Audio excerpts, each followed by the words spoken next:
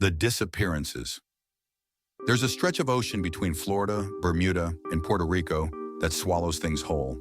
Ships vanish. Planes drop off radar. Radios go dead. And the strangest part? No wreckage is ever found. For more than a century, sailors have whispered about it. Scientists have argued over it. They call it the Devil's Triangle, but you and I know it by another name, the Bermuda Triangle. Tonight, we're going to look at the disappearances that made this place infamous, the wild theories that tried to explain it, and the one explanation that, depending on how you see the world, might finally make sense. A name born from fear. The legend of the Bermuda Triangle began long before it had a name. In 1492, Christopher Columbus sailed straight through this area, and according to his journal, his compass spun wildly, pointing anywhere but north. He also wrote about strange lights flickering over the sea. Nothing attacked his ship, but the entry was enough to spark centuries of curiosity. Fast forward to the 20th century. Newspapers begin noticing how many planes and ships were disappearing near this same stretch of ocean. The public needed a name, something dramatic, and in 1964, a writer finally gave it one, the Bermuda Triangle. From that moment, every odd incident, every lost vessel, every plane that went down without explanation, all of it became part of the Triangle's dark reputation. The disappearances. Flight 19. The story that truly cemented the Bermuda Triangle legend happened on December 5th, 1945. That afternoon, 5 U.S. Navy bombers, Flight 19, took off from Fort Lauderdale, Florida, for a simple 3-hour training mission. The sky was clear. Visibility was perfect. Each pilot was young but well-trained, led by a seasoned instructor named Lieutenant Charles Taylor. About 90 minutes into the flight, radio control received a confused transmission. "This is Flight 19. We can't find west. Everything looks strange. The ocean doesn't look right." Then another voice. "Both my compasses are out. I don't know where we are." Command tried to guide them home, but Taylor's voice grew more frantic. He thought they had flown too far east, toward the Gulf of Mexico, when in fact they were deep over the Atlantic. At 6:20 p.m., radio contact faded completely.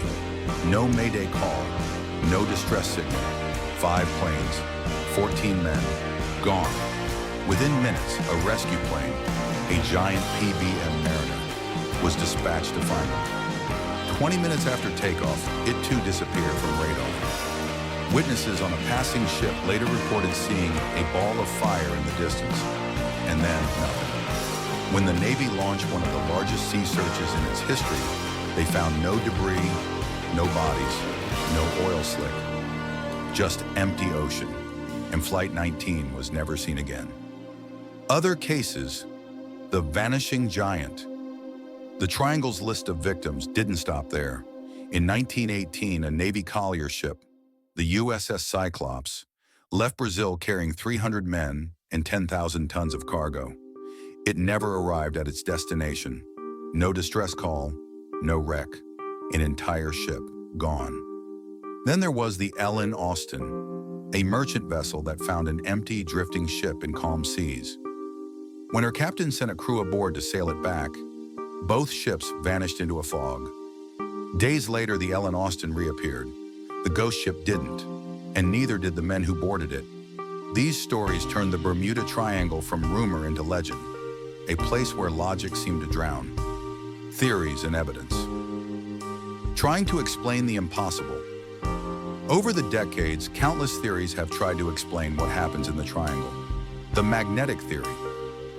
Some believe the region sits on a magnetic anomaly, one of the few places on Earth where true north and magnetic north line up perfectly, causing compasses to malfunction. But when tested, scientists found no abnormal magnetism strong enough to crash a plane. The methane gas theory. Others suggest methane bubbles rising from the seafloor could make the water less dense, causing ships to sink instantly. It's scientifically possible, but such eruptions are rare, and none have ever been recorded in the Triangle. Rogue waves, waves over 100 feet tall, capable of swallowing ships whole. They're real, and they happen. But they don't explain the vanished planes or missing wrecks.